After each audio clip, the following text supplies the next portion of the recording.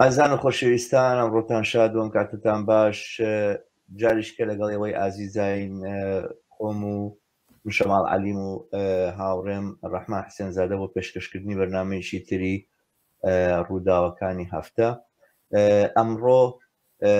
هەژدەی پێنج ڕۆژی پێنجشەممەیە. ئەم بەرنامەیەمان سەبارەت بە هەڵبژاردنەکانی تورکیا،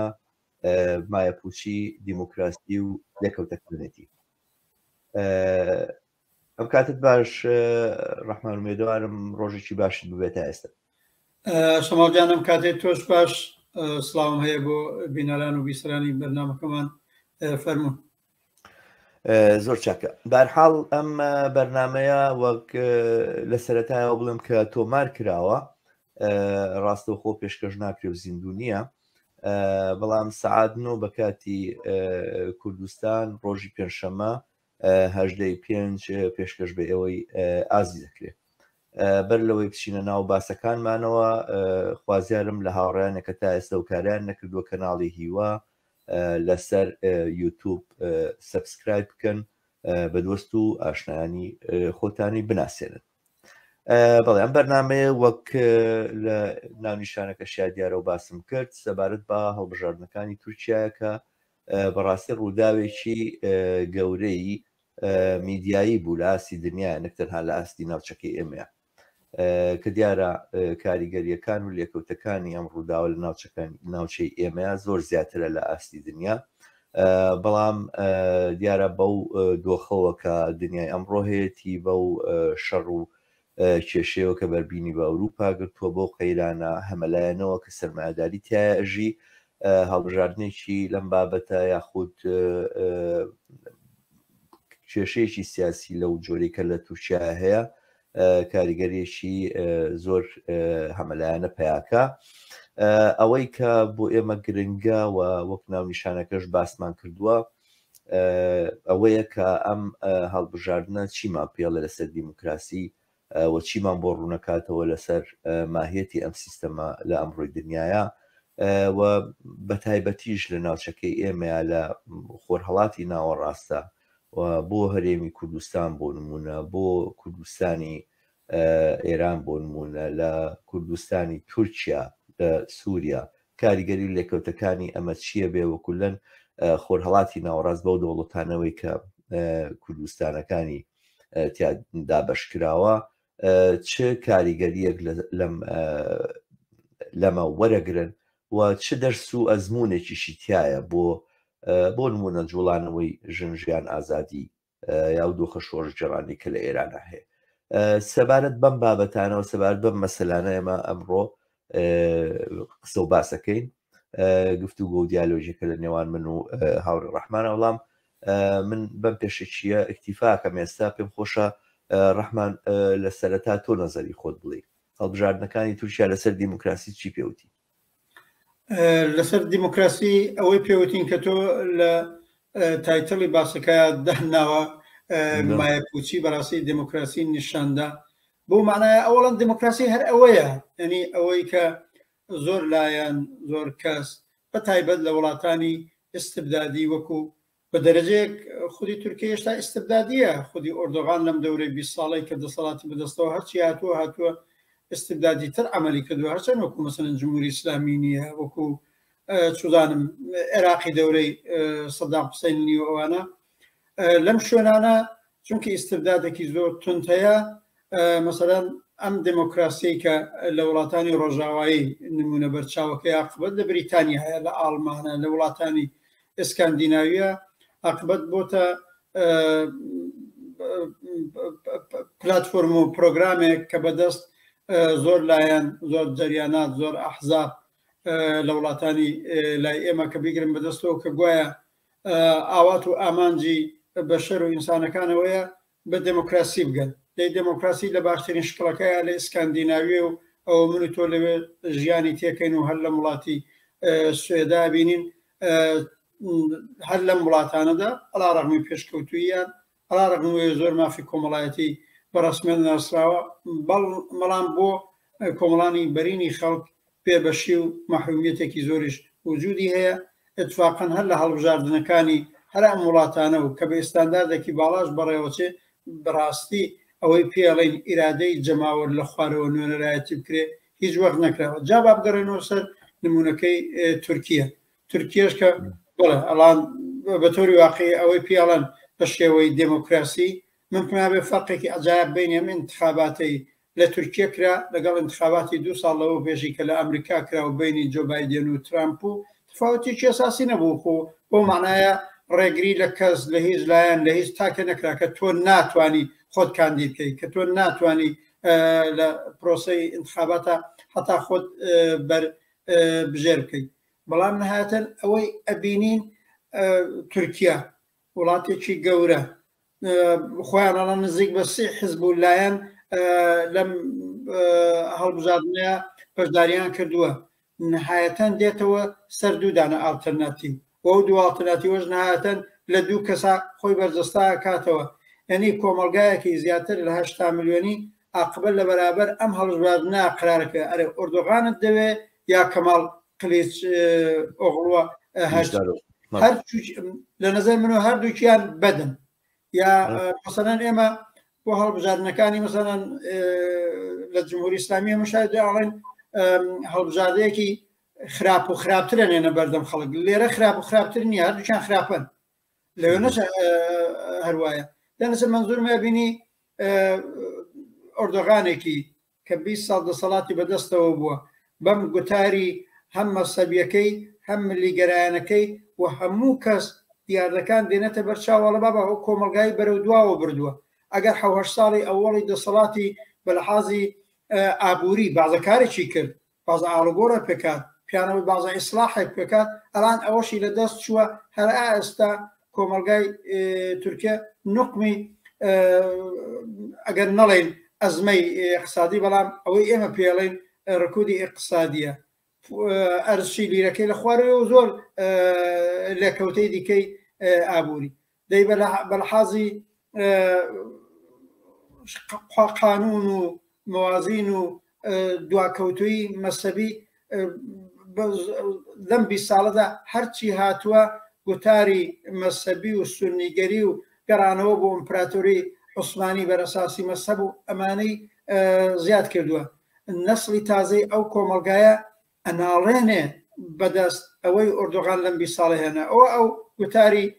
ملی و مەسەبی ئەوە لەم قابلیشدا ئەبینی ڕەقیبەکەی ئەم کەماڵ ئۆغڵۆ هاتووە وعدەی ڕابردوویان پێدا وعدەی 50 ساڵەوە پێشە ئەگەڕێنەوە بۆ سەر بەهاکانی دەورەی کەماڵ ئاتاتورک بابە نەسڵی تازەی ئەو کۆمەلگایە لەوە گوزەری کردووە. دەرچە بینی بە ناوی دموکراسی و هەر دموکراسیشە دموکراسی و انتخاباتیان کردووە و سندوقیان داناوە ئەو کۆمەلگایان لە بەرابەر ئەم دوو هەڵبژاردە تۆ لەم دوو بەرەی کۆنەپەرستە ئەبێ یەکیان انتخاب بکەیت. ئەمە ناوەڕۆکی واقعی دموکراسیە لە ئەمریکاش هەروایە لە بریتانیاش هەروایە لە زەر شوێنی دیکەش وایە ڕەنگە ئەوەی ئێمە پێڵێن شدت و زعفەکەی لەگەڵ یەکتری فەرقی بێ. ئەوە نیشانەدا کە دموکراسیش زەوتکردنی ئیرادەی ئینسانە. دموکراسیش ئەو پرۆسەیە نییە کە گوایە ئیرادەی جەماوەر لە خوارەوە نوێنەرایەتی ئەکرێت. هەر ئەوە نییە کە 4 ساڵ جارێ یاڵان لێرە 5 ساڵ جارێک هەڵبژاردننی سەر کۆمارە و لەو 5 ساڵەدایتر ئەو کەسەی هەڵبژێڕێ هیچ میکانیزمێکی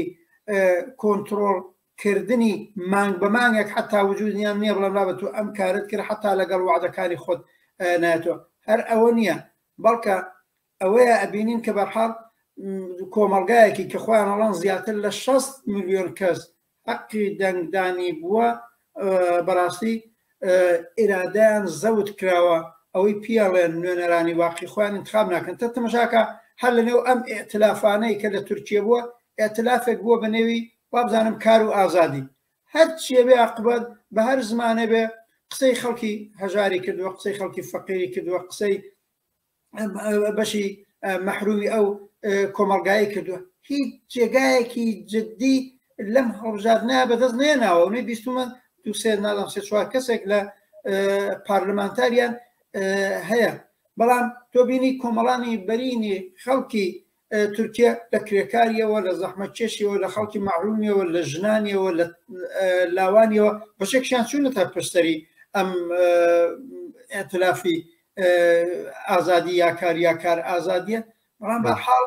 لەم سیستەمەدا کاتفاقەن ئەو بەرەیە ئەو ئێتلافای باتەوە کە جونگەکانی قودرەتی بەدەستەوە بوو ئۆردۆغان بۆ دوای ئەم کارنامە ڕەشەی هەیە ئەلان براوەی یەکەمە لەم دەوری یەکەمە بە نظری من براوەی یەکەمەوە هەر لە ئێستاشەوە بڵم پێم وابێ لەم زۆر باشە ئەچینە سەر وردەکاریەکانی ڕەحمان بەڵام منیش بڵم ئەم پرسیارە هەیە بۆ ئەو بەرەی خەڵکی مەحرومەی کە قسەی ئازادی خوازانەتری کردووە قسەی سێکۆلاریستی کردووە مافی کرێکار و زەحمەتکێش و LGBT کرد بۆ ئەوانە جێگا پەیداکەن چونکی خودی سیستمی دموکراسیەکە بەشێکی زۆریەوەیە چێ جونگەی قودرەتی هەم ئابووری هەم سیاسی هەم ئیداری بۆ چێ بە تایبەت پوڵی زۆری لەبەردەستایە حقەتەکەوەیە هەر ترندێک چێ پوڵی زۆری بەدەستەوە بێ عقبەت سەرکەوتووە بێ ترامپی 6 ساڵەوە پێش بوو بەڕێی جمهوری ئەمریکا واقعا لە ڕووی دەرایەتی سیاسەکەیەوە بوو پلاتفۆرمە سیاسەکەی زۆر لە ڕەقیبەکەی باشتر بوو ئەزانم بەشێک پشتدەستور بوو بەڕاستی ئفراتی نێو ئەمریکاوەش بۆ خۆی ترندەکە بەڵام بەشێکی زۆری هەر لە نێوە و ڕاستی ئفراتیە بنیادەمیان بوو کە بەکارهاتووتر بێ بۆ ئەو پۆستە بەڵام ئەم چونکی کاپیتالیستێکی زۆر گەورە بوو قدرەتێکی ماڵی زۆر گەورەی بوو تیاکسەور کرد ئەمە واقعیەتی دموکراسیە بە نظرم هەرەوەی تۆوتوتە مایە پوچی دموکراسیمان لەم نمونەی تورکیا باشکرا دیوە ڕاستە خۆی مایەپوچی دیموکراسی لەم ئەزمونەی تورکیا لەسەر لە چەند جێگاوە دەرەکێت تامان یەکەم جار نییە کە کەسێکی بڵین ناسیۆنالیست و بە جۆرێک توانین تەنانەت بڵی فاشستیش لە هەڵبژاردنە دەنگی زۆر بینەوەی کە تۆ باسێت کرد ترامپیش نمونەیەکی وەکو ئەردۆغانە پۆتین وەکو ئەردۆغانە بۆ نمونە ئوربان لە هەنگاریا کەسێکی ئفراتی و ڕاستڕەوە ئێستا ئەگەر هەڵبژاردن بکرێت لە فەڕەنسا بۆ دۆخی کە پێکاتەوە دروست بووە احتیمالی زۆر زۆری هەیە ئەم جارە ماریلۆپێن بیباتەوە کە ڕاستێکی ئفراتیە و کە بابەتێکی وەکو ئەردۆغانەویش دوژمنایەتی بینی گروپە ئینسانیەکان و لەسەر ئەساسی ناسنامەوە هەوێت و ئەوانە تەبلیغەکە ئەوەی کە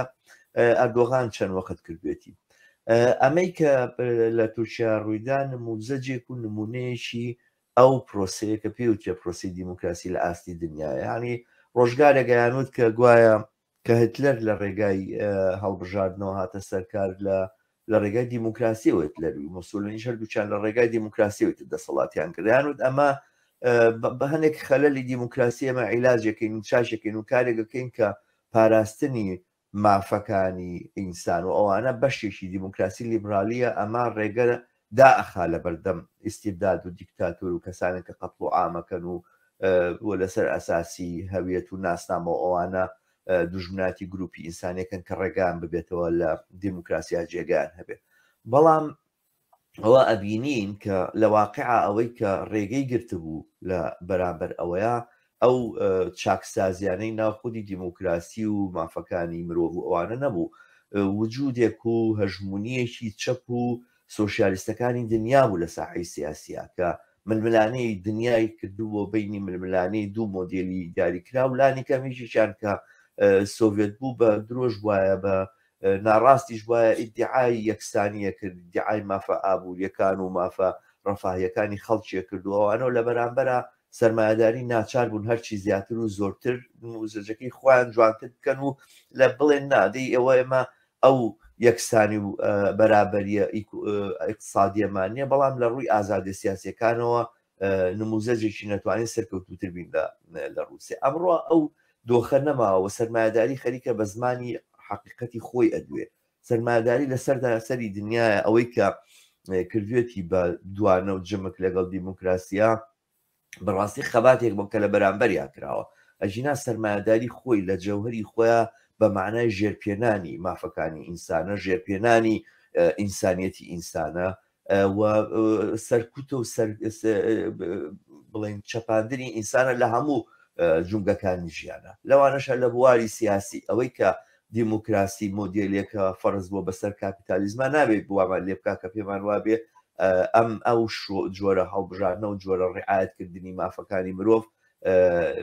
مەسلەیەکە بۆژوازی لەگەڵ خۆیان هێناوێتی و گوایە پەیامێکی بۆژوازیانێ ڕاستە پەیامێکە تەجاوزی ئوفقی بۆژوازی ناکە بەڵام ئەساڵەتی نییە لە پەیامی بۆژوازی هەر کاتێک سەرمایهداری بۆژوازی پێویستی بەوە بوو بێکە سەرکوت پیادە بکاتەوە ئەنە پیادەی کردو بەبێەوەی بگەڕێتەوە بۆ هیچ لە بنەماکان و ئوسوڵەکانی مافی مرۆڤوانە دەرەنجام ئەمەی کە ئێستا ڕووی داوە دەورانێکی دوور و درێژ ئێمە دیموکراسیمان لە مۆدلی وەکو سویدا بینی لە مۆدلی وەکو فنلەندا بینی لە هەزاریژە مۆدلانە بە جۆرێک ماونەتەوە بەڵام ئەوەی کە ئێستا بزەق و بەرچاوە ئەوەیە کە دیموکراسی خەریکە وەکو مەچینەی بڵین تەفریقکردن یاخود دروستکردن و بەرهەمهێنان و دروستکردنی دیکتاتۆرەکان و مستەبیلەکان و فاشستەکان عملەکە لەسەر تاسەری دنیا یعنی تۆ لە هەر شوێنەکە بینیەوە لە میسر هەر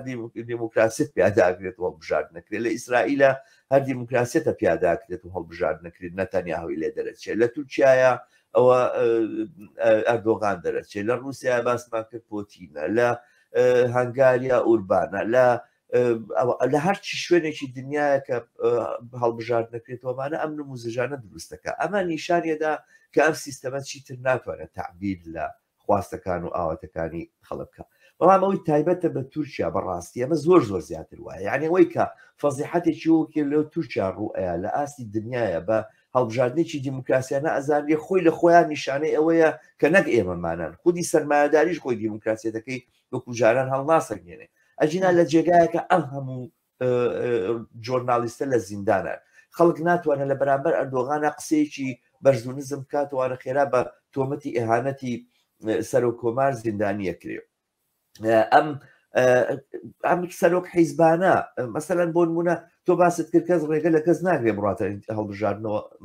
ئەوڕە ڕەحمان ئەمە تەواو دقیق نییە لە تورکیای لە تورکیایە زۆر بە ئاسانی محکەمە بە دەستی ئەردۆغانەوە زۆر بە ئاسانی ئەتوانێت کە ئەحزابەکان مەناکە بۆ نمونە پارتی هەدەب بۆ ئەوەی کرد دەرگیری ئەوە نەبێ ناوی خۆی گۆڕی کردی بە پارتی چەپی سەوز بۆ ئەوەی کە فریانەکرێت چونکە دادگا بۆی کەوا خەدەغەی کە سێ مانگی پێویستە بەر لە چەند مانگێک بەر لەوەی کە هەڵبژاردنەکە بێ هەدەب ناوی خۆی گۆڕی کردی بە حیزبێکی تر بۆی دادگا فریان نەکەوێت ئەمە حیزبێکی تازەیە و ئەمە هەدەب نییە ئەمە حیزبی چەپی سەوزە لەم هەڵبژاردنیان بەشداریەکە بۆی دادگا فریان نەکەوێت بڕوا قەزێکی لەسەر بکاتەوە ئەوانە قەدەغیکە ئەگەر نەبوو دەست قەدەغیانە کرد سکرتێرەکەی شخصی یەکەمی کەسێکە کاندیدی سەر و کۆمار بوو بەبێ ئەوەی هیچ تاوانێکی دیاریکرا و ڕۆشنی کردبێ سەر ڕای بانەوازی محکەمەی ئەوروپا سەر ڕای بانەوازی پەرلەمانی ئەوروپا تا ئێستا لە زیندانی کراوە ئەمە سەلاحەدی دەمیرداشم مەبەستە یانی بەر لەوەی کەوا هەڵبژاردنەکە بکرێت لە حملەیەکی زۆر دڕندانەیە 300 تا 400 کەسیان لە دیاربەکر و ناوچە کوردیەکان زیندانی کرد و گرت یعنی ئەوە بێجگە لەوەی کە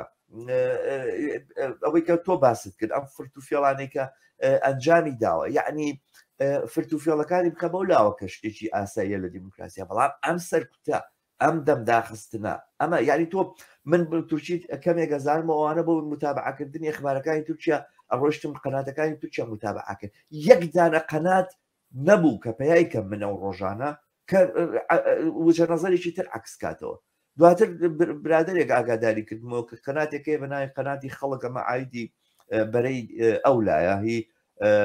جمهوری خەڵک پارتیسی ینی پارتەکەی کلیچارۆغلو سەیری ئەوە بکە هەواڵشتە دەستکەوێت یعنی بە جۆرێک لە جۆرەکان میدیای بە جۆرێک کۆنتترۆل کردووە هەموو ئەوان ئەو میدیانەی کە جاران نەیانتوانی ئینتقادێک بگرنەوەوانە ئێستا بەبێت تەنها سرود بەسەر ئەردۆغانە بڵێ لە CNN تورک دانیشت بووم ئاوا تعجب مەکرد من دیارە دەمێکە قەناتەکانی تورکیا سیر ناکەم سرودێک وەکو چۆن جاران لەسەر سەدامە وترا وەکو چۆن تۆ ئومێدی تۆ نازانم ڕۆشنایی لە وڵاتەیە تۆ هینی بە زمانی تورکی وەکو سرودانەی کە بۆ سەدامە وترا بۆ ئەتاتورک وترا و نەکەوەی وەکو دیعاە وەکو ڕیکلام پیشان بۆ ئەردۆغانت منزورە بۆ ئەردۆغان بەڵێ چۆن بۆ سەدامە وترا ئەوە بۆ ئەردۆغان دانرا بوو ئەو وترا یعنی بەڕاستی ئەمەی کە لە تورکیایە هەیە ئەمە بە هین بزانی بە دیموکراسی بزانی ئەمە بۆ خۆی یەکێک لە کێشە گەورەکانی بەڕاستی دیموکراسیە لەم ڕۆیە کە نیشانی ئەدا کە نەک ئێمەمانە تەواوی دنیاش ئیزعانی کردووە بەڵێ دیموکراسی دەتوانێت ئاوابی ینی من ئەم هینەی تیابینم بەڕاستی ئەوەشی کە باست کرد طبعا بۆچی لەم هینە هەڵبژاردنەیە ئەو پارتانە دەسەڵات نیانن بەشێکی ئەوەیە کە خەڵکی شتێگەیشتووە کە خودی سیستەمی دیموکراسی بەوە نییە ئەو شتا هەڵبژێرێت کە هەیەوێت خودی سیستەمی دیموکراسی بۆ ئەوەیە کە شتێک هەڵبژێرێت کە لەگەڵ دۆخی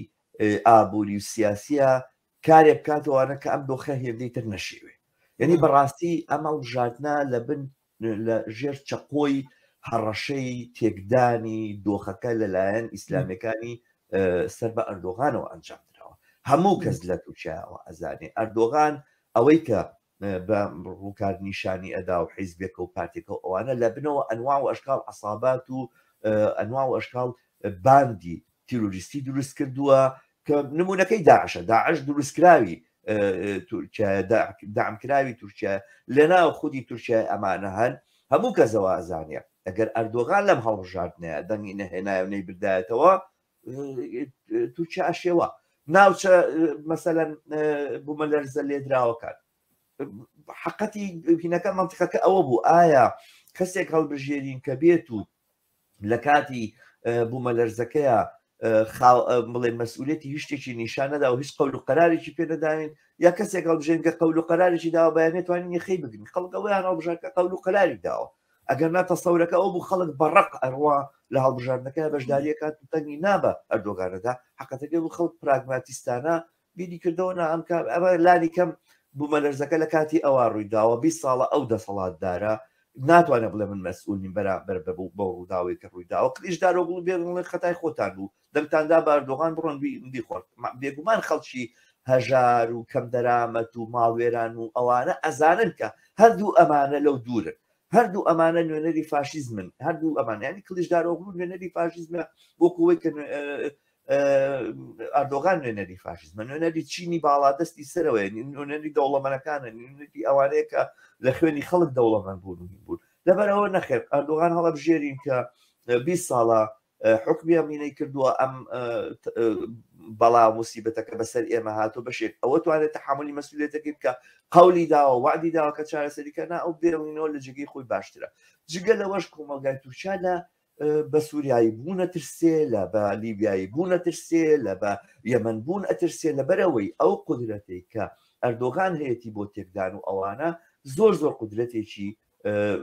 گەورەیە وتوانای ئەوەی هەیە کە تورکیا بکاتە بۆمی خوێن هەر لە بەخت بەدەلی لێوەیە خەڵک یعنی لە ژێر چەقۆی تهدیدا دەنگدا بە ئەردۆغان ئەجینا ئەردۆغان ڕەندانەوەی ئەو واقعێتە نییە لە تورکیای موجودە و دواتر ئەتوانین لەسەر بەدایلەکانی قسە بکەیت سەبارەت بە زیاد خاڵ بوو سەبارەت بە حیزبی ئەمەک ئۆزگورلوک پارتیسیکە بەمانای حیزبی کار و ئازادیە لە تورکیای ئەم حیزبە حیزبەکەی کە بڵێن حیزبی پارتی چەپی سەوز لە ناو ئەم ئێتیلافە ئەمە ئێتیلافێکە قسەکەی تۆ دروستە بێجگە لە پارتی چەپی سەوز ئەوانی ترکە چەپن و کۆمونیستن و لە ناومە ئێتیلافەیە مەوجودن دووسەیەکیان پێمان بێ دەرچوون بۆ پەرلەمان و ئەوانە باقیەکەی تری هەمووی پارتی چەپی سەوزە بەڵام ئەم ئێتیلافە بەم جۆرێت ئەوان سێ ئێتیلاف بوو کە بەشداری کرد بوو جمهوریەت ملیەت جمهور ملیەت و ئەم ئێتیلافە کامە ئێتیلافە لە ١٠ شتێکی هێناوە ینی تقریبا بڵێن ئەوەی زەمانەت کردووە کە نزیکی 67 دەنگ پێمان بێ لە پەرلەمانە هەیەی بەڵام بەشی زۆری هی پارتی چەپی سەوزەواتە هی هەدەپە ئەوەی هی چەپەکانە تەنها دووسەیەکن کە دەنگیانێت من باەکشە بڵم بەلحەزی فاکتیەوە حقەتەکەی زۆر بە وردی بە وردەکاری نەمتوانیوە هەموو شتەکانی ئەوێنە پرۆسەی هەڵبژاردنەکە تاقیب بکەم بە وردی بزانم حتممە و کاتێک تۆ دقیقترە بە شرافێکی زیاترکە لەو بابەتەوە هەیە من وتوێژێکی برادێک لە خۆی لە تورکیە پەنابەرە هەڵسوڕاوانی کرێکاری ئێرانە لەوەیە باسیێم بەرەی کار و ئازادی کرد و ئاماژەیەکی بەوە کرد نوتەکەی تۆ درستە با من یەک لە درێژەی ئەو باسی تۆدا مەسەلەن انتخاباتی پارلەمانی و دموکراسی دوای شەڕی جیهانی دووەم وایە دەورەیەکی چەندین دەیە توانین دەیەکانی 50 و 60 و 70وانە بینی ئەساسەن بە تایبەت لە وڵاتانی ئوروپایی کارداونەیەکی لە خۆی نیشاندا خۆ لە ناوەرۆکدا پرۆسەی دموکراسی و پرۆسەی انتخاباتی پارلەمانی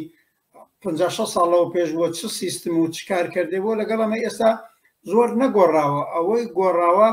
خودی کارکردی سەرمایەداری و کاپیتالیزمە هەرچی هاتووە ڕاستتر و ڕاستی ئفراتی خەریکە زیاتر تا دەست باڵاکە سیستمەکە بۆ خۆی وای لێ هاتووە کە ئەوەی لە ئەمریکا ترامپ دێتە سەرکار ئەوەی لە شوێنەکانی دیکەوت دەستە ڕاستیەکان دێنە سەرکار دوای شەڕی جیهانی دووەم غێرز ئەو لایەنە کە بە دروست و ئیشارەت پێکرد هێژمۆنی چەپ گەورە بوو بەژێر تاسیری وجودی بلۆکی شوڕەویدا بوو لە شکستێنانی فاشیزم دوای شەڕی جیهانی دووەم بوو ئەوەی زۆرتر لە چوارچەوەی خودی سەرمایەداریە باو بوو ترندی لیبرالیزم بوو ئەو وەختە دەوڵەتەکانی ڕەفاه لە وڵاتانی ئیسکاندانیا و حتا لە بریتانیا و ئەوانە هاتن سەرکار غێرەزەوەی هێژمۆنی چەپ بوو لایەنێکی دیکە بوو خودی لە چوارچێوەی خودی سەرمایەداریە زەرفیەت بۆ ئەوە بوو کە بەحاڵ ترندی لیبرالیتر ئەوەی پیانەوە سۆسیال دموکراسی ئەوەی پیانەوە دەوڵەتی ڕەفاه بێت سەرکار مەسەلەن تۆ بینی دوای شەڕی جیهانی شەڕی عالەمی دووەم ئوروپا تێگڕما بوو بەرحازی اقتصاد و هەموو شتێکیەوە خودی یابان یا ژاپۆن ئێماڵین تێگڕما بوو دی قدرەتێکی وەک ئەمریکا قدرەتی کاپیتالیستێکی گەورە کە لایەنێکی براوەی ئەو شەڕە بوو تەرحێک دێنێ بنێوی تەرحی ماڵشار حتا بەلحازی اقتصادی بەلحازی ئابووری بۆ بوژانەوەی اقتصاد لە وڵاتانی ئوروپایی و غەربی و لە خودی یابان و نهایەتەن ئستراتیژیک تەمەشای مەسەلەکەیان کرد ئەوانیان کردە جزوی حوزە نەفوزی خۆیان ئەمریکاوانە و قەزانجی گەورەی حتا اقتصادیان لێکردوانە هەر پوڵی هێنابێ خەرج کردبێ و هەر سەرمایە هێنابێ لەو سەرمایە دەیان بەرابەر گەڕاوە بۆ کەڵەکەبوونی قدرەتی اقتصادی و سەرمایەدارانەی خودی ئەمریکا بۆیە بوو بە هێزی یەکەمی جیهانی کە تا ئێستاش هەر ئەو پۆزیشنەی بۆ خۆی ڕاگرتووە ینی مەزومێ بەلحازی ئابووری و حتا بەلحازی سیاسی مەجال بۆ ئەوەی کە بەحاڵ کارکردی خودی دموکراسی جۆرێکی دیکە بێ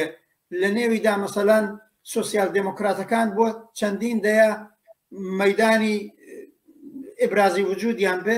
ئەمانە وجودی بوو غێرەزە و هێژمۆنی چەپەش بوو ئەو وەختە بە دەرەجەیەک فەرقێ کرد بەڵام هەموو زانین لە 10 ساڵ لەو سەرتەمەوە کە ئیتر ڕێگان و ئەوەی مەشهورە ڕێگان و تاچر دێن و دکتۆرینی ڕێگانیزم و تاچریزم دێ و بەرەو هەڵوەشانەوەی بلۆکی درۆینەی سۆسیالیستی شوڕەوی ئەڕۆین هەرچی هاتووە ئەوەی سیستمی کاپیتالیستیە بۆ بەدەستێنانە سوود و سەرمایی گەورەتر لە هەموو جیهان کە لە هەموو جەیەکی دنیا ئێستا ئینی کردووە هەرچی هاتووە ڕاستتر و ڕاستتر و زیاتر زەوتکردنی ئیرادەی کرێکار ئیرادەی ئینسان زەوتکردنی ئیرادەیان نەکەر ئیبرازی وجودی سیاسیان تۆ بینی هەتا بەلحازی ئابووری بەلحازی اقتصادی بەلحازی مەحرومکردنی بەلحازی لێسەندنەوەی دەستکەوتە ئابووری و کۆمەڵایەتی و حتا فەرهەنگیەکان هەرچی زیاتر هاتووە بەرتەس کراونەوە لە خودی وڵاتانی غەربی ئوروپاییە ئەو کارەکراوە جا دیارە ئیتر ئەوەختە نمونەی گەورەکەی لە تورکیەیە کە مەسەلەن 40 ساڵ 50 ساڵەوە پێش بەوە مەشهور بوو هەر 5-6 ساڵ کارەتێک ئەوەی پیان و کودەتای عەسکەری لەوێ ناکرا دەرنەچە لەوێنە کاردانەوەی زیاترە بێ من قسەکەمەوەیە ئەوە خودی کاپیتالیزم و سەرمایەداریە هەرچی هاتووە تۆش بە قسەکان تا باس کرد ڕواڵەتی ڕاستەقینەی دژی ئینسانی خۆی سەر و خەڵکی زەوتکردنی ئیرادەی ئینسان بەلحازی ئابووری بەلحازی سیاسی بەلحازی فەرەنگی خەریکە لە خۆی نیشانەدا لە وڵاتانی ڕۆژاوایی لە خۆی نیشانەدا معلومە ئیتر ئەو وەختە لە تورکیا حسابێکی بۆ ناکرێت من هەموو فاکتانی تۆ باس کرد کە لەم 20 ساڵەدا ئوردۆغان هەرچی هاتووە سیستمی لەوێ ئستبدادی تر کردووە واقعان مەسەلەن لەگەڵ تۆرگۆت ئۆزار بۆ معنایە فەرقیان هەیە ئەو وەختی ئەو یا دەورانێکی دیکەی کە حزب غیرە مەسەبیەکان بە ئیسلاح سکۆلاری نەوەی ئاتاتورکی لەسەر کاربوون فەرقی هەیە بۆ وای کردووە دەورانێک کات عاقبەت بەلحازی ئابووری یەکسری کاری کرد یەکسری ئەقداماتی کرد وەزی ئابووری تورکیای باشتر کە ئەمە بوو بە بناغەیەک بۆ ئەوەی هەر ئاوا دەوام پەیداکە بەڵام لە عینە حاڵە حزبێکی بەدەستە وە لە عین حاڵە سیستمێکی بەدەستە هەرچی توانی لە ماوەی ئەم 5 ساڵەدا حتا سیستمی ئیداری ئەو کۆمەلگایی زواتر بە قازانج و بەرژەوەندی حزبەکەی خۆی و شخصی خۆی گۆڕیوە ئەوەی تۆڵی دەستگای قەزای بەدەستە زۆر حتا ئەرتەش هەمیشە و دایم ئەرتەش لە وێنەی هێزێکی زاهرەن لەسەر پێی خۆی بوو هەڕەشەیەک بوو لەسەر دەوڵەتەکانی ئەنکارا و دەوڵەتی مرکزی ئۆردۆغان کارێکی کردووە خودی و ئەرتەشە بە دەرەجێکی زۆر ئەڵعان هاوخەتە هاوجەهەتە لەگەڵ حزبی ئاکێپێکەکەی ئەو کودەتایی وابدام 2014 بوو کەی بوو ئەو سازماندرا هەموو کەس زانێت لەوەدا چەندە قازانجی بەر ئۆردۆغان بۆ ئەوەی عاقبەت خودی ناو ئەرتەش پاکتاوکە ئێمە خۆ پێماوانیە ئەرتەش هێزێکی تەرەقی خواز بووە لەوێنە هەمیشە دایم هێژێک بووە ئەبزارێک بووە لە کاتی ئەزمە و بحرانە لە دژی ئیرادەی جەماوەری تورکیای ئیستفادەی لەکراوە من مەزورمێ بڵم لە بەرابەر ڕەقیبە بۆرژواییەکانی خۆیدا ئەوە هەڵسووت کەوتی کردووە و نەهایەتەن ئەو نوکتەش زۆر دروستە کۆمەڵانی خەڵک بە دەرەجەی پراگماتیستی تر تەمەشاکەن ئەبینن حزبێکە فقط فەردێک نییە حزبێکە و فەردێکیش لە ڕاستیا و بەو سیستمەی هەیە و 20 ساڵە ئەو کۆمەلگای ئەو جۆرەیە ناوە کە بەرحاڵ ئێستا لە چوارچێوەی ئەم ئالتەرناتیوە بۆرژواییانە ئەم ئالتەرناتیوان کە ئالتەرناتیوی مقابلەکەشی زۆر تەرەقی خواستر نییە ناڵم هیچ فەرقی نییە تەرەقی خواستر نییە خەڵک تەماشایەکەن لەوانەیە ئەوزاکە بشەوێ بەتایبەت ئەگەر مەسەلەن هاوکات کە هەڵبژاردننی پارلمانی ئێنە بوو ئەگەر لە پارلمانە واقعاً ئۆردۆغان شکستی بخواردایە ڕادەی دەسەڵاتی لە نێو پارلمانە هاتایەتە خوارێککە نەتوانێت مشکل بۆ دەوڵەتی یا بۆ ڕای جمهوری دواتر دروستکە ڕەنگە و خەڵکە وەختە حسابیان کردە باشە هەموو تووشی مشکل نین عقبەت هەم پارلمانەکە و هەم دەوڵەتی دەستگە لەسەرەوەی ڕەحمان کەسەوە نازانێت چونکە هەردوو هەڵبژاردنەکە لە کاتی خۆیان یەک کاتە ئەکرێ کە نازانێت کامیانە نا من مەزورم بۆ باری دووەمە بۆ ئەڵان لە کەوتەکەی شایدەوە لە درێژەیە بڵم ئەلان خەڵک حسابی کە خۆشی واڵێ ئۆردۆغانەوەی گرتو بەستوواڵە پارلمانەکە بەدەست ئێمەیە لێ هەر ڕێی بدەنەوە بێم ئەگەر ئەمنیەتتانەوە ئەگەر ئاسایشتانەوە ئەگەرتانەوە ئەوزاعەکە نەشێوا لەستا پیانە ئەڵێ ئەگەر ڕێی نەدۆنەوە بە منە شێوێ پارلمان بەدەستی هەر پارلمانی یەک حقیقەت هەیە لە تورکیایە ئەوەی کە لە تورکیایە ئیستیبداد و سەرکوت و هەڵاواردن وەستەم لە تورکیایە هێندە قوڵە کە بە هیچ هەڵبژاردنێکی دیموکراسی ئاڵوگۆڕی بەسەرانایە ئەمە حقیقەتێکە ئەردۆغان هەبێ نەبێ هەیە لەبەرەوەی کە شتێکێ لە تورکیایە هەرواش مەشهورە لە ناو خەڵکا پێ وترێت دەوڵەتی قوڵ یا دەوڵەتی بە کوردی بێ بە دەوڵەتی قوڵ یا دەولە العەمیقا ئەوەی کە لە پشتی شتەکانەوە لە پشتی پەردە لە دام و دەستگا ڕاستمیەکانەوەی کە لە ڕواڵەتەوانە هەرچێگەڵێن ئەڵێن بەڵام لە پشتەوە دەوڵەتێکی تر هەیە نەبێ ئەم دەوڵەتە عەمیقا هەمیشە دەوڵەتێکی ئیستیبدادی و سەرکوتگەر بووە ئەگەر ئیستیبداد و سەرکوتگەری بە فۆرمە دیموکراسیەکەەوە بۆ ممکن بوو بێکردێتی هەر لەحزەیەک تو ئەوە نەهاتووە خۆی لە ڕێگەی ئەرتەشەوە لە ڕێگەی جێیشەوە هاتوۆتە سەرکار و ئینقلابێکی عەسکەری کردو کەوتۆتە قەتڵ و عامی ترەوە هەشتاکان ئەو هەموو خەڵکە کە خرانە زیندانەوە هەموو خەڵکە قەتڵ و عام کران وە دواتر ئەمە هەر بەردەوام بوو یعنی هەتا ئاخر ئینقلابکە ئەوە بوو لە ساڵی 1970 ڕەفاپاتی لەسەر حکوم بوو نەژمەدی نەربەکان هەوختە لە بین بوو ئیسلامەکان زۆران پێ ئەوە بوو ئەو نەژمەدی نەربەکان هاتووە ئەرە لە چەند جێگا کە ئێمە کرەوە هەڵ لەحزەیەک جێش بزانێت کە خەریکە پێ ئەباتە ئەو جێگایە کە نابێبی بە جێش وەلایەنێت و ئازێکی پێداوە بووی ئازێکیان پێدا قوبوڵمانی توانە خۆی ئیستیقالەیدا ئەزەماتەکان و ئەم کێشانەی دەوڵەتی تورکیا بەردەوام بوو تا ئەردۆغان هاتووە لەو فرسەتەی کە ئەردۆغان هات بە ئیستیفادەکردن لە میتۆدێکی تازە کە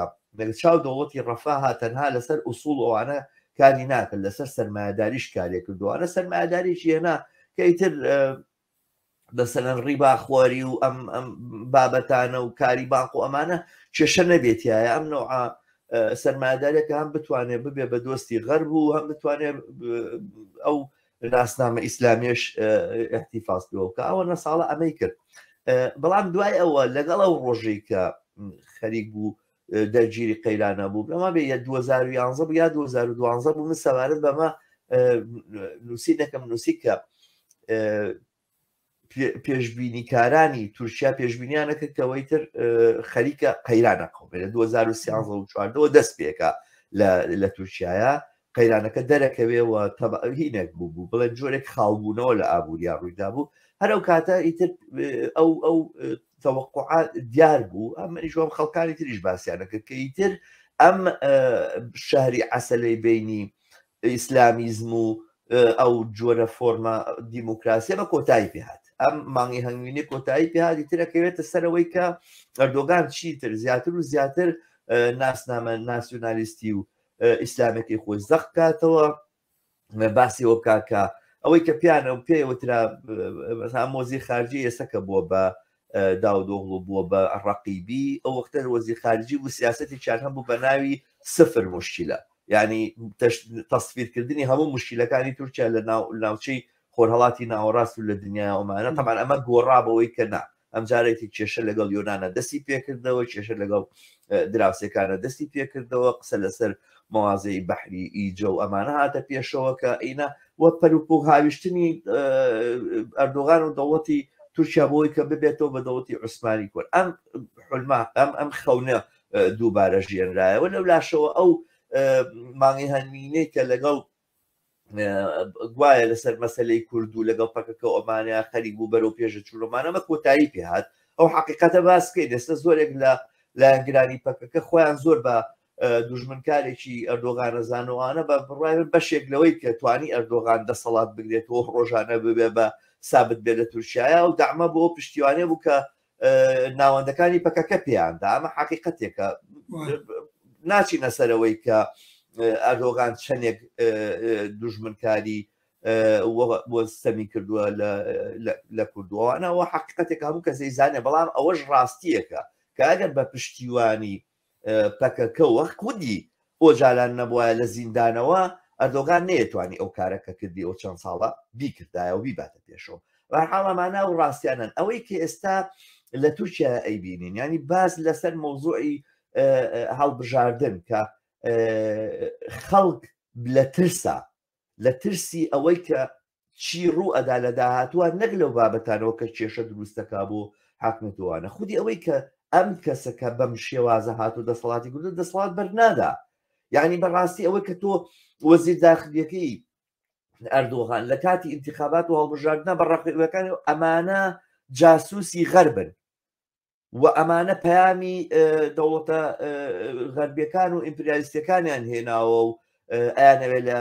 لە تورکیا جێبەجێ کرد ئەمانە هاوکاری دەوڵەتی ئەجنەبین و جانی ناسیۆنالیستیوانە لە بەرامبەریانەی نەکرد ئەمانە هەمووی ئەحکامێک بوون کە وەختی وەزیری داخلی ئەم قساناکاتوەمانە ینی لە داهاتووە لە ڕۆژی دوای هەڵبژاردن ئەمانە دەنگیان بێنایە هەمویانە خنانە سجنەوە و ئەوەشی کە هەمیشە بینی ومانەکە ئینقلاباتی عەسکەری بۆوانە ئەمجارە ئەردۆغانێک کرد خەڵک ئەم حەقیقەتیان ئەزانی و ئەمەیە ئەو واقعێتی کە لە تورکیا هەیە بۆیە ئەردۆغان لەم هەڵبژاردنە ئەتوانێت بیباتەوە ئەمە ئەو ڕاستیانێکە لە تورکیا هەیە بچینە سەرەوەی ڕەحمان ئەمانە دەرسی بۆ ئێمە چییە من وەکو کەسێکە ئێستا لە شۆڕشی ژیان ئازادیە ئەنواعی نمونەی وەکو ئەردۆغانمان هەیە کە باسی هەڵبژاردنەکە باسی دیموکراسیەکە ئەو باڵەڕاستی کە لە ئێرانە خەریکە خۆیان وێنێتوەمانە ئێوە ئەم نمونەیەمان بۆ بێنەکە لە تورکیایە لە حاڵێکە ئێمە بە ئاشکرا ئابینینەوە نمونەی تورکیا چەندە سەرکەوتوو بۆ پارێزگاریکردن لە ئازادی یاخودەوەی کە خەڵک چ تەوەهومێکی ببینە بە دیموکراسی و ئەگەر تەوەهمینە بە دیموکراسی ئەمجارە ئەلتەرناتیڤەکەی چییە بەدیلەکەی چییە من پێم خۆشە ئەگەر بکرێت لەسەر ئەم بابەتانە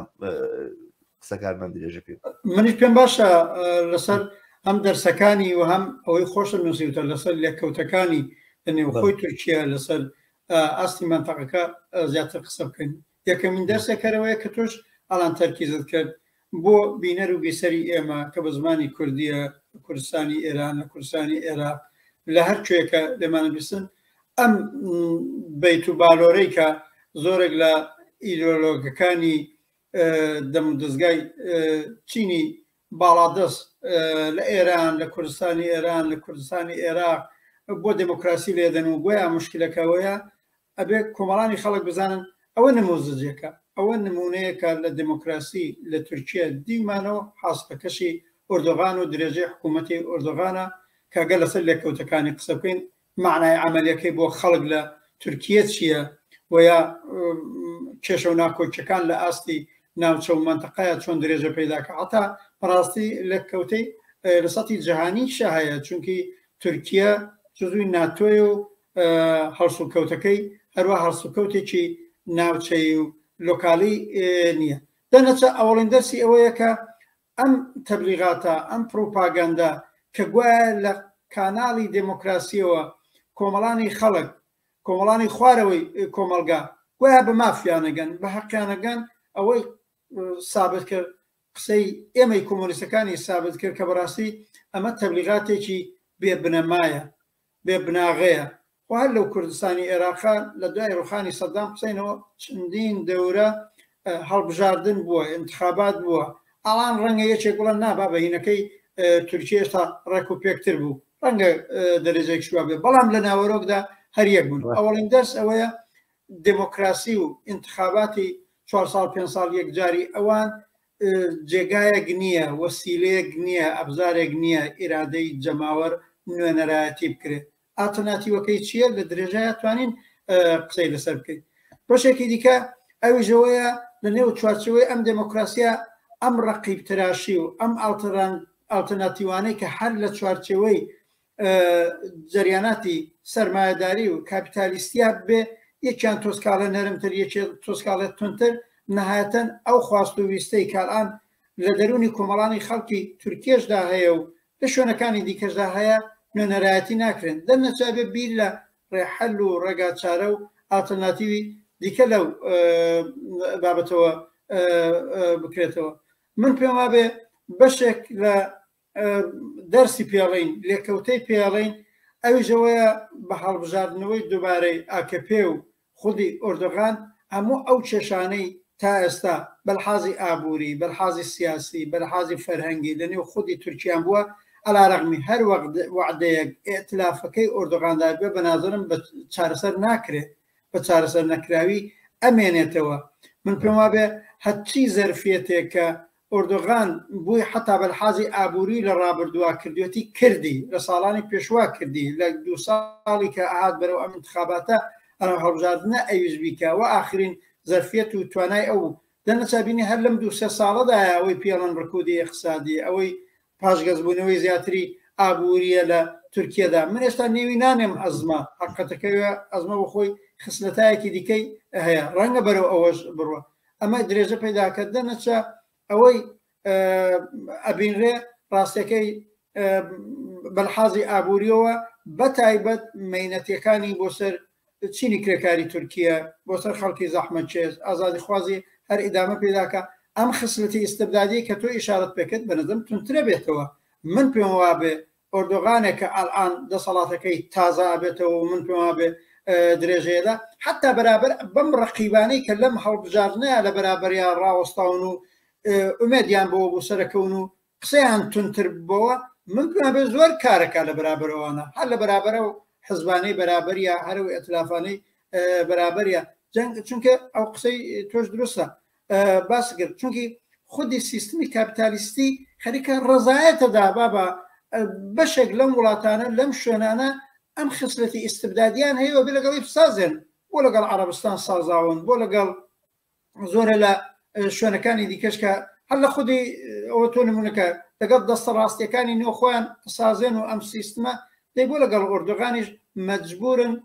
بسازن بە تایبەت ئەم وڵاتێکی گەورەیە و جزوی ناتۆشە و احتیاجیان پێ هەیە ئەوانە من پێم وابێ جەنبەیەکی دیکە ئەوەیە کە خودی درێژەی قدرەتی ئۆردۆغانوانە بە تایبەت کە جزوی ناتۆشە بەڕاستی ناسازگاری مشکلی گەورە بۆ خودی نێو ناتۆ دروستەکە نەگەوەی لیبێتە دەرێوانە قەت شتی وا ناکە بەڵام عاقبەت ئەوەی ئێمە پێڵێن وەسیلەی فشارێکە بەسەر خودی ناتۆ بۆ زۆرێک لە پرۆگرامەکانی تۆ بینی ئەڵان مەسەلەن لە شەڕی رووسیا ئۆکراینە تورکیە وەکو ئەندامێکی ناتۆ وەکو باقی ئەندامەکانی ناتۆ من پێم وایە ئەو هاوجهەتی و هاوڕایەی نەکردووە لە دژی رووسیا حتا پەیوەندیەکانی خۆی هەیە پەیوەندی یابووری خۆی هەیە پەیوەندی توریستی خۆی هەیە و زۆر کاری دیکە عقبەت ئەو سیاستانەی بەرابەر بە سووریە بوویەتی بەرابەر بە کوردستانی عێراق و بەرحاڵ هەتا لەسەر ئاڵوگۆڕی سیاسی لە عێراقا بوویەتی من پێم وایە بە ئیدامەیەدا وا نییە ئۆردۆغان لەمانە پاشگەز بێتەوە دەنەچە من پێیان بە ئاڵۆزی هەیەک کە لە خودی ناوچەکەشەیە درێژەی ئەبێت یا لەسەر لە رابطە لەگەڵ ئێرانە ڕەنگە ڕاستەخۆ ئەو کاردانەوەی لەسەر کوردستان ئێران رابطە لەگەڵ ئێرانە جمهوری ئیسلامی بەڕاستی بەخۆ لەگەڵ پارادۆکسێک ڕوبەڕوو بوو لایەکۆ ئۆردۆغانە انتخابی بێتەوە بە ڕەقیبی خۆی زانێ و حتا بەعزەن بە ڕەقیبی مەسەبی خۆی زانێ و ئەمیش ناسازگاری خۆی هەیە لەلایەکی دیکەوە ئەو ئالتەرناتیڤی دیکە کە زۆرتر غەربگەرا بوون جهاتیان بەرەو ئەمریکا و ناتۆ ئەوانە بوون لەولاشۆ پیشی خۆشنە بۆ ئەم دەساڵات بگرن نەهایەتەن ڕەنگە لە سەرجەمدا عاقبەت درێژەی ئۆردۆغان بە مەسلحەتی جمهوری ئیسلامی بێ بەڵام جمهوری ئیسلامیش وەکو یەکێتر لە دەوڵەتانی منتەقە و پڕ لە ئاڕۆزی و مشکلاتە ئەزانێت درێژەی حکوومەتی ئەردوغان زۆر لە ساڵحیان نییە زۆر لە قازانج و بەرژەوەندیان نییە من ئەوەی لێ نەتیجاگرم نەهایەتەن ئەگەر دەرسی گەورە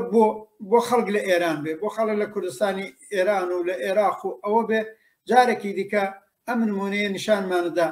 ئەگەر کۆمەڵانی خەڵک بەدوای ئەوە بوون خواستیان ویستیان بەلحازی ئابووری بەلحازی فەرهەنگی بەلحازی سیاسی ئێرادەیان بۆ ئیدارەی کۆمەلگا بێ ئەبێ لەم ئەم چوارچێوەی دموکراسیە برێتەکەنا عاقبەت بیر لە سیستم و ئالتەرناتیڤ و ڕێگاچارەیە بکرێت کە ئیرادەی ئەوان نوێنەرایەتی بکە ئەوە شتەیەکە هەمیشە دای ئێمە پێماوتووە عاقبەت ئیرادەی ڕاستەوخۆی جەماوەر لە شارەکان لە گەڕەکەکان لە شوێرە کرێکاریەکان ئێمە عاقبەت سیستمێک لە بەرابەر سیستمی پارلەمانی و سیستمی ئەم دموکراسی کە هێناویانە ئەڵێن عاقبەت ئیرادەی جەماوەر بشکڵی شوراکان بشکڵی ئیدارەی ڕاستە و خۆیان طبعاً بە بەرچاوڕۆشنی بە پلتفۆرمێکی ڕۆشن قازانج و بەرژەوەندی خەڵک بپارێزێ ئەمە ئەو ڕێگایە من حتاڵم فەرزکەین لە چوارچێوە هەرە و پلتفۆرمەی کە تۆ وتت ئەتلافی کار ئازادی بوون و دەقیقتر خەبرت هەیە من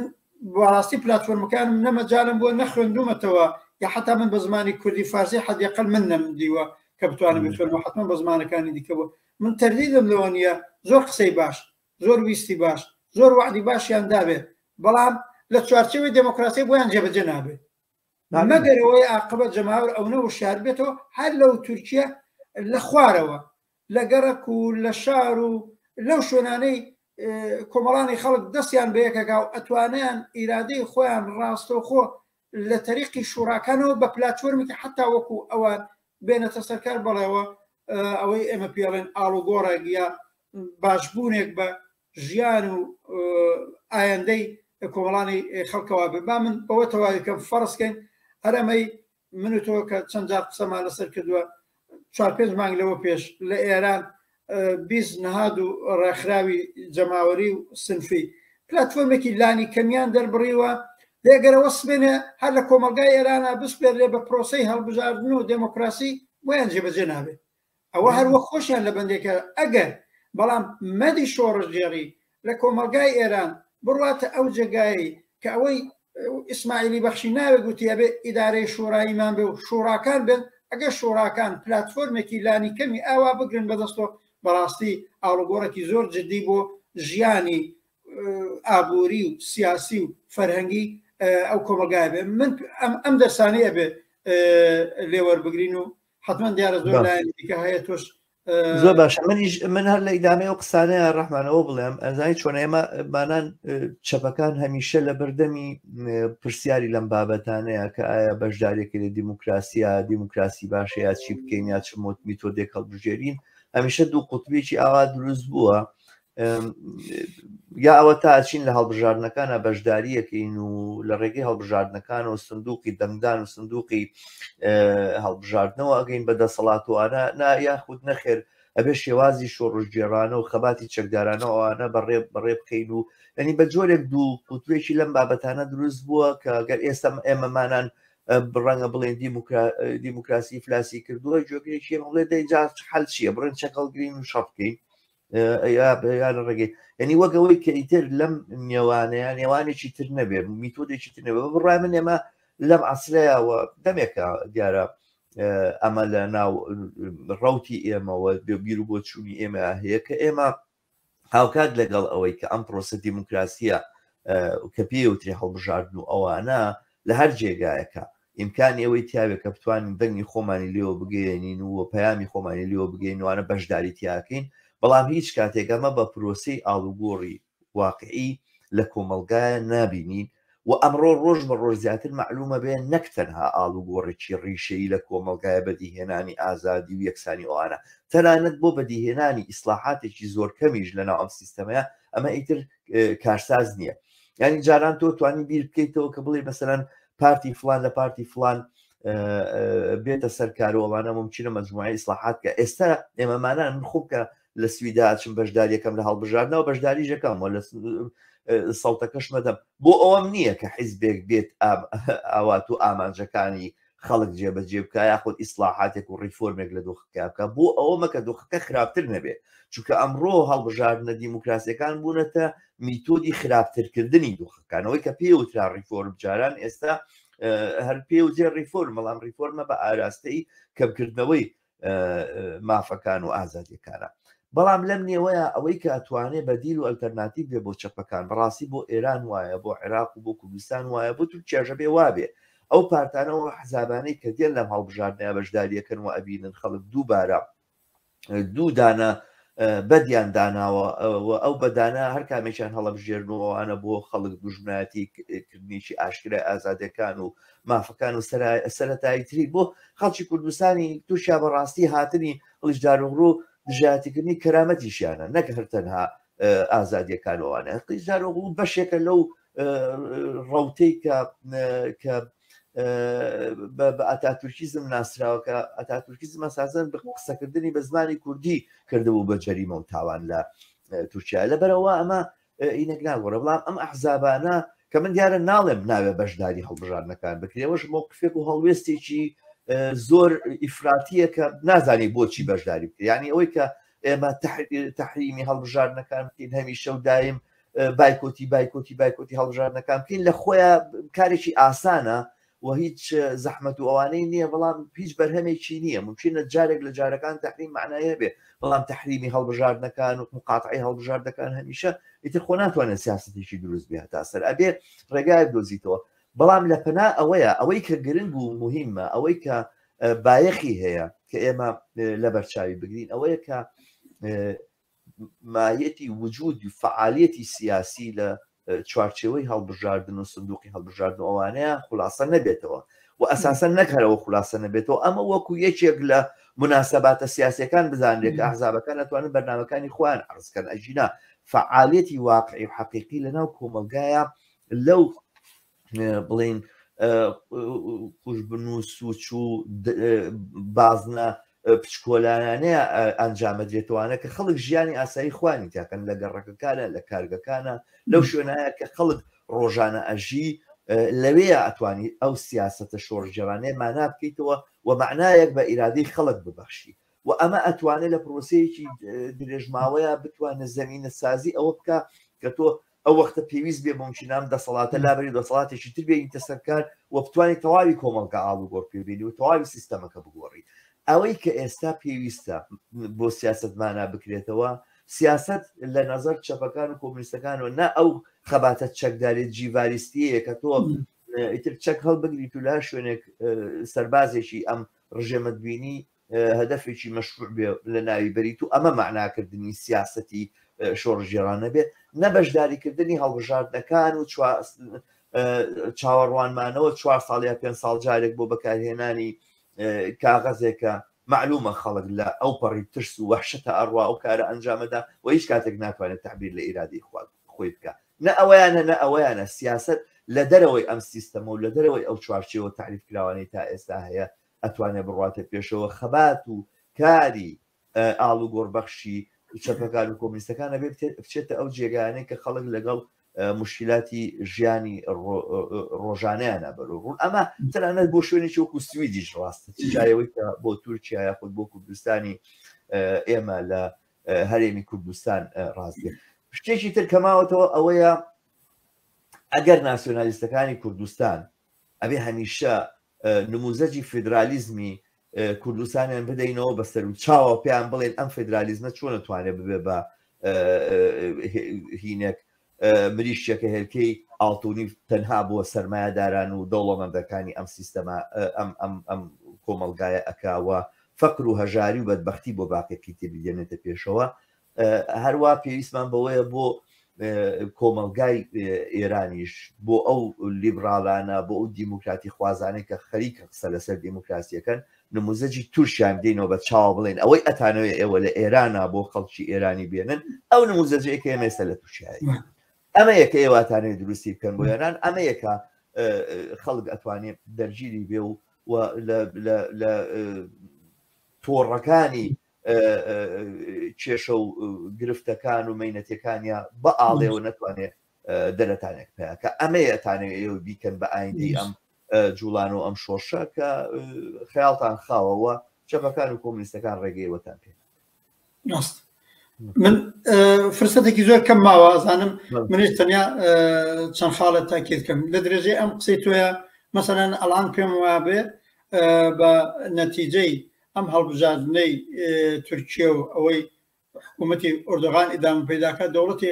ئیقلیمی کوردستان و بەتایبەت بنەماڵی بارزانی زۆریان پێخۆشە بێ دەبێ هەر بۆ خەڵکی کوردستانە بڵێ تەماشای جا ئەم دەوڵەتی ئیقلیمە و ئەم بنەماڵی کە ئەم دەسەڵاتی زەوت کردووە هاوپەیمانەکەی کێیە ئەو سیستمە کارەسەدبارەی کە 20 ساڵە بەسەر وڵاتێکی گەورەی وەکو تورکیا دای سەپاندووە دەی ئەمان دڵیان بەوە خۆشە و لەگەڵ ئەوە هاوپەیمان و جنسی ئەوە بەڵام شتێکی دیکە مەسەن با تۆ بزانی یەکێ لە لێکەوتەکانی لە فەزای سیاسەتی ئێرانە ئەوەی بە ئیسلاح تەڵەبانی حکوومەتی لە نێو جمهوری ئیسلامیە مەشهور بوون یا ئەوانەی لایەنگرانی حەسەن ڕوحانی ئەوانە بوون و کاڵعان لە قودرەت وەدەنراون لەم چەند ڕۆژەیە لە پستا وانسوە ئای تەمەشاکەنە نمونەی باوشی دموکراسی لە تورکیە و هەموو کەس چوو هەڵبژاردنە شرکەتی کردو لە وێنێتی شوڕای نگەهنەوە نەبوو کۆنتترۆل نەبوو ئەوان لە ڕوانگەی بەرژەوەند و قازانجی جناحیەکەی خۆیان لە نێو جمهوری ئیسلامیا کە لە قودرەت دەرکراوە ئارزووی ئەواکەن جارێکی دیکە ئیمکانیان پێ بدرێت دووبارە ڕقابەت بکەن و بەڵکە بگەڕێنەوە بۆ نێو دەوڵەت و بگەڕێنەوە بۆ نێو ڕیاست جمهوری و بگەڕێنەوە بوون لەو زاویەوەتی مشاکن من قسەکەمەوە ئەڵم ئەتفاقەن بۆ ئێمەی کرێکاران زەحمەتکێشان کۆمەڵانی خەڵک بۆ ئێمەی ساحبانی ئەو منشوری لانی کەمی ئەو بیزنەهاد و ڕێکخراوە بۆ ئێمەی کە مەشهورێکی دیکە هاتو بنەوەی ئازادی و ڕەفاهی و بەرابەری بۆ هەموو مانگرت و کردووەکانی کرێکاری 1 ساڵ و 2 ساڵی ڕابردوو ساحبانی ئەم خرۆشی جەماوەری ژنژیان ئازادی اتفاقا دەرسی گەورە ئەوەیە بڵێن ئەبێ لەو سیستمە زۆر باشە ڕەحمانجانە بێ لێرەیە تەواویکەین ئەگەر من فقط 1 نیو دقیقەوە بڵم بەڵام ئەبێ هەروە ڕاستە با من یەکشیش بە قسێکی تۆ ئیزافە بکەم لە عینە حاڵە ئێمە لە دژی ئەم جۆرە هەڵبژاردنە لە تورکیا منیش عەقیدەم وایە کۆمۆنیستەکان وەکو سیاسەتمەدار ئەگەر تەمەشای قەزیەکەکەن هەموو شتی دنیا یا ڕەژ یا سپی نییە هەر ئەم هەڵبژاردن و پرۆسەی مایە پوچی دموکراسی تورکیا شەخسەن ئەگەر لە ئەنکارا و لە ئیستانبول وامەچووم ڕێیمەدا بەو بەرەی کار ئازادیە هەر بۆ ئەوەی بەرگریەک وجودی ببێ لە بەرابەر خراپکاریەکانی ئۆغڵ و بەرابەر بۆردۆغان دەستەکان خۆش بێت زۆر سپاس ڕەحمانە بێ بەرنامەکەمان لێرە بکەین